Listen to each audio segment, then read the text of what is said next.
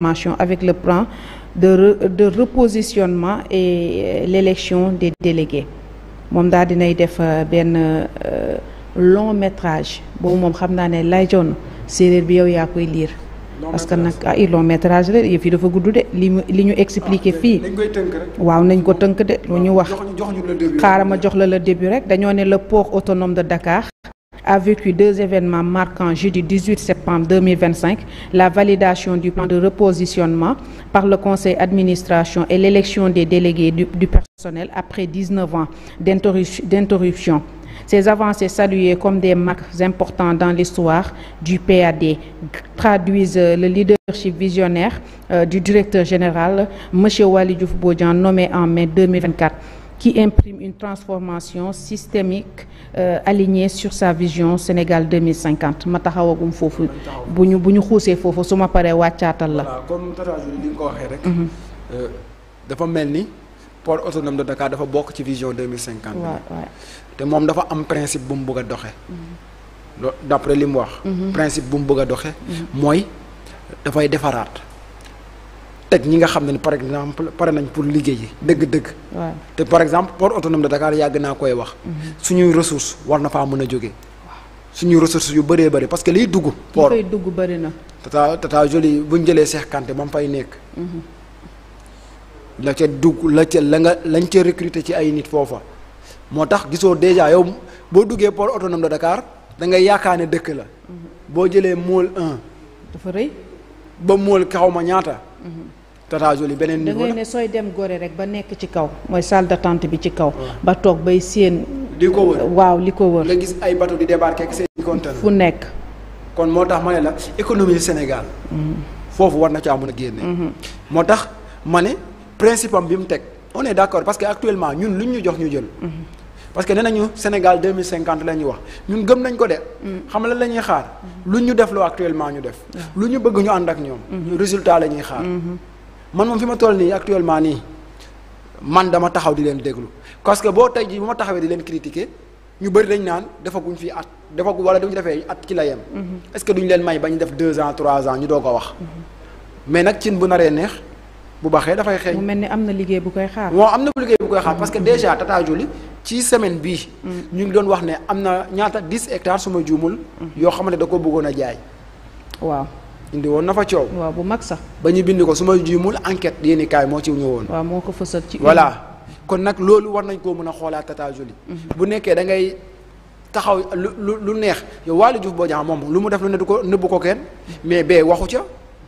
da cee noppi tontu non hectares yi war nañu ci wax. lu xew na tontu ci loolu parce que tey moom moo tontul Bassirou Diomaye Diakhar Faye. moo ko tontul waaw ci mais moom nag léegi dañ ko woo ci loolu. mu mel ni bëri na ci moroom ndax ñu ngi wax rapport scientifique bi ci Madiambal waaye Madiambal ba mu xëyee leneen la dugal moom. mais xam nga Madiambal sax sànq Abdourahmane mu ngi koy wax. mën na nekk dañ ko tënk justice mën na ko tënk. ndax 13 juillet ba tey. bu fekkee dëgg la. waaw 13 juillet ba tey. mais Waly Diouf Bodian damul dara lu ko tënk. parce que li ñuy xaar ci moom mooy nam koy defee ci biir tweetam. waaw maanaam ku dugg midi 5 mu génn tontu la. léegi nag ñun tamit bëgg nañ def na midi et plus. mooy hectares yi ñuy tudd foofu au niveau de port autonome de Dakar. waaw mooy nañu ci yi ñu war a jaay. nañu ci leeral waaw wax nañ ci de. gaa nag gis nañ projet am de li mu teg nii. lu rafet la pour au début. d'accord nañ ci. mais namit nañu leeralal fee tamit. waaw mu mel rek ki ko présidé moo nekkoon le professeur Mouhamadou Ngouda Mboup. Le CA a adopté le plan de repositionnement et le nouvel organigramme issu d'un processus inclusif lancé en février 2025. moom moomu noonu ba tey ñu ne ce plan boussole de l'entreprise durant les 5 années à venir vise une modernisation et rationalisation interne portant l'empreinte des portuaires eux-mêmes. Le CA a également laay den liir nag dafa gudd de le CA a également entériné le paiement de la prime de croissance et de rendement ainsi que la prise en charge des temporaires en activité et des CDD en suspension. mu mel ni foofu dégg naa fa CDD yu ñu suspendre de. waaw yaakaar dañ koy xoolaat. mel ni waaw ñu suspendre dañ koy xoolaat mais am na lenn lu mu ci wax loo xamante ne sama un peu marqué. en charge des temporaires en activité et des CDD en suspension. Abdoulaye. loolu non dinañ ko xoolaat parce que loolu la wax dañuy li ñuy càmbaraat la. façon gars yi miin nañu ma ne kii yuuxu grève. nañu xaar bu fa amee dinañ ko yëg. léegi fenn gis naa ne pôle autonome de Dakar it comme Rido Maïga aussi. waaw. bu ñu waxee dañuy def ay maanaam ay kuy fay am accès. da ngay def da ngay jaar ci porte boo xam da ngay def sa empreinte. pour ñi fay liggéey ainsi de suite ñu mën koo xam. ça je suis très d'accord. parce que des fois Tata Jolie on peut pas savoir kan mooy liggéey port autonome de Dakar ak kan moo fa liggéeyul. dëgg la parce que Tata Jolie léegi foo dem fekk fa courtier. foo dem fekk fa ay courtier. da ngay gis kuy ñëw xam naa fa diw ma toog fa. boo bëggee lijjanti say dossier ma dugg lijjantal la. est-ce que yow fa ngay liggéey. c'est ça li ñu waxoon ci biir université ne dañ koy def. ci porte ya ba tey jii sax ñu yeggaliwuñ ko te xamoon nuñ mujje parce que dañoo waxoon porte yi dañ koy def numérique. ku dugg ñu xam ko kan moo dugg ku dugg génn ñu xam kan moo génn. ba tey jii changé wuñ ko moo tax ma ne port autonome de Dakar c'est bon aussi que ñu koy ñu defaraat ko. ñu xam gën koo moderniser comme ni mu ko waxee parce que réew yi yëpp léegi seen port yi dañ koo moderniser de telle sorte que da nga naan boo fa duggee da nga naan waaw mais port yoo xamante ne man port autonome de Dakar boo demee. porte bi entrée beeg sortie bi da nga koy jaawale. war na mën a am beneen jëmm beneen xar kanam. bu nekkee nag ci ambition yooyu la ko teg nous on est partant man nee naa leen tey lu ñu ma jox lu ne dama koy jël li ma bañ kay mooy lenn mooy niñ koy ndax dina yegg wala du yegg. parce que c'est beau c'est très belle hein. C'est très beau aussi de dire que je vais faire telle chose je vais faire telle chose. mais est-ce que di nga ko def. xam nga ay promesse neex na. ay digaate neex na.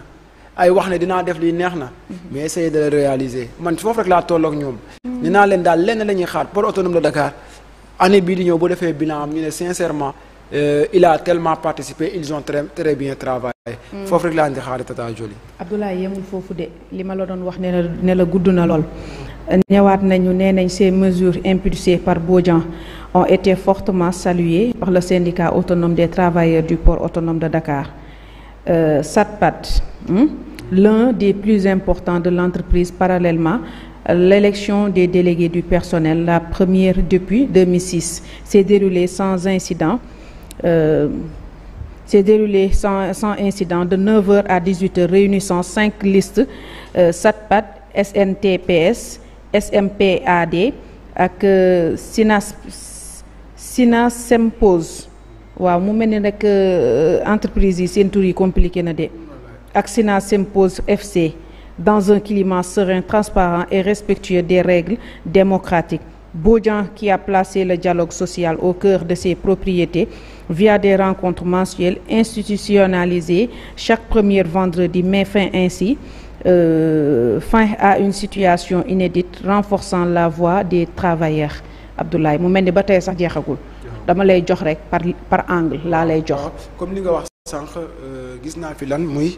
dajaloo te Waly Diouf daa mel ni ci dajaloo li nga wax jubbanti sama copain ñëw boole maanaam dajale maanaam dafa mel ni port autonome de Dakar da ko bëgg a indi ci beneen facette mooy lan gars yi juboo doon benn gars yi mun a avancer ndoo doon benn te man boo nee naa la tey boo bëggee liggéey fenn da ngay boole xol yi yëpp tàppe ko mu doon benn pour ñëpp mën a àndandoo xam nga ji keroog wax naa ko fii ci ba Abdourahmane di doog a ñëw ne jaaxaan saw lañ fiy bañ booy xool it port autonome de Dakar warul doxee noonu tamit jaaxaan saw la war a doon maanaam dañ ko def seen yëfu moomeelu bopp moo tax il a profité de cette occasion ñu organiser benn élection boo xamante ne da dajale ay nit ñu bëri ñoo xamante ne ku ci nekk tu défends benn entité ba ñu pare jaar na ci yoon maanaam li ñu naan wàllum démocratie kenn buudewul kenn waxul dara kenn deful dara bala cee am daal di am je me dis que daal en tout cas port autonome de Dakar ci beneen facette la ko bëgg a daal di yóbbu maanaam jële ko ci plan A dem ci plan B foofu la bëgg a dem ak moom Tata Jolie.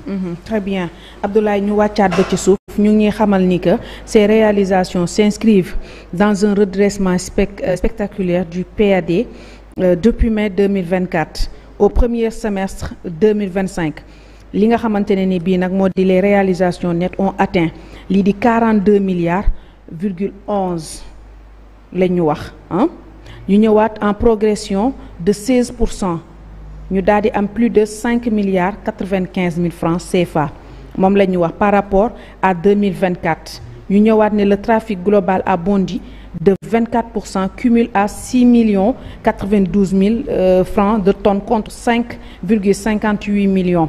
L'an passée maanaam année passée loolu la ñu wax ñu defaat ñëwaat ne 1,34 million de tonnes malgré un resserrement monétaire et des tensions géopolitiques ñu daal di ñëwaat toftal ci daal di ne ce leadership de cette vision de la transformation ont permis au PAD d'être positionné comme autorité portuaire nationale dans le cadre de la stratégie nationale portuaire validée au mois de juillet dernier à Saly. Note le communiqué confirmant son rôle central, 95% des recettes douanières, 25% du budget de l'État comme coordinateur des pôles portuaires. Décret 2023 353 moteur d'un hub maritime régional et chef de file de la modernisation dont le projet phare de Ndayane. Abdoulaye ñu ma daal di koy jeexalee ci suuf rek ndax li ñu dese ci ligne yi bëriwul ñu daal di ñëw ne en moins de 2 ans Bodian a insufflé un souffle nouveau et prometteur pour repositionner le PAD comme incontournable en Afrique au service de l'économie sénégalaise et de la vision 2050 mu mel ni rek lañ fa nas bëri na. lañ fa nas bëri na surtout joxe na ay révélations par rapport ak évolution. foofu nga xam ne moo di port autonome de Dakar parce que il a fait des comparaisons ci at yi nga xam ne ñoom la fi jaar maanaam jël na 2024. parce que ñoom 2024 lañ fi toog. jàpp li nga xam ne moo di fi ñu toll ak comparaison entre les chiffres et li nga xam ne moo di revenu yi actuellement nag li ñuy prévoir mooy at bii ñuy nekk ba ñuy waaj a dugg ni muy 2025 bi buñ ci génnee 2026. lan la ñuy indil ndax li nga xam ne moom lañ amoon dina am surplus wala du am surplus.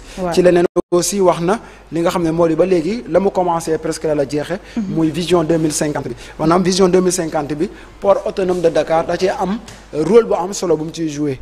parce que booy xool ci seen kàddu loolu la ñu wax. port autonome de Dakar ak positionnement am port autonome de Dakar ak li nga xam ne moom la war a servir.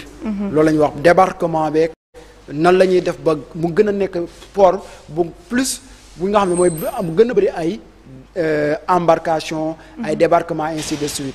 je me dis que loolu yëpp li koy indi mooy ñu moderniser ko comme ni mu ko waxee ci biir propos yi moderniser boobu mooy lan ñu fexe tout ba port autonome xar kanamam changé. système yi nga xam ne moom lañ système sécuritaire yi nga xam ne moom lañ basé ne moom lañ bëgg a def nañ ko def. ainsi de suite mu am lenn te surtout transparence tata jolie. parce que man dégg naa lépp ñu wax ko ba pare mais dégguma fi ñu ne pas de corruption. transparence pas de cumul de fonction pas de jël ay nit di def lu leen c'est parce que nag dama naan même bu ñu waxee jubal jubante ci ñoom la koy xaare ba pare parce que bu autonome de Dakar dañ doon seetlu ko dugg ku ne da ngay roñ say nit dugal leen fa parce que bëri nay maanaam dama naan yaa dee laisser-aller parce que pôle li nga xam ne moo di kii ñoo bëri mool yi ñoo bëri ba pour ñu nekk mun nga faa sol te kenn du yëg au début ba mu ñëwee nu mu def il avait dit que il va regarder encore li nga xam ne moo di contrat am na ñu doon jooy ñoo xamante ne dañ leen faa jële parce que moom dafa ñëw ne lam fa gis ci ay nit dafa bëri lool mu commencé wàññi dañ leen fa embauché te kenn du mosuñoo xëy si loolu tamit c'est raisonnable c'est acceptable d'accord nañ ci moo tax ma ne moom it il a du pain sur la planche parce que lu mu def lu ne lu ndaw lu mu def ñu ne ko dangaa dàq ñi dugal say mbokk waaw apport kii nuñ koy waxatee apport kii am na ñu koy waxee mooy maanaam jël sa mbokk dugal vocabulaire boobu échappé na ma peut-être dina ñëw ci suñu biir jotaay Abdoulaye balaa ñuy ñëw ci suñu beneen point rek dañuy nuyu ki nga xamante ni bii moo di Nabou Touré Nabou Touré joxu la dara keroog ba ñu demee Mbour bi ñu wàccee rek ba yegg si ki ñu dalal xale bu jigéen boobu ñu dalal te daal di ñuy dugal ci biir Nabou jox indil ñu sunu añ bi waaw moom mu ñuy seetaan Nabou maa ngi lay nuyu depuis këram nee naa la Nabou moom ak fameem moo ma doon siis néegam nee naa ko siis dangaa siis loolu laa ko wax maa ngi ci kanamu zaal ma ne ko une deux trois mu dugg ma ne ko yow lii ngay def ni jikkoy siis la dangaa siis nag muy siis sa néeg bi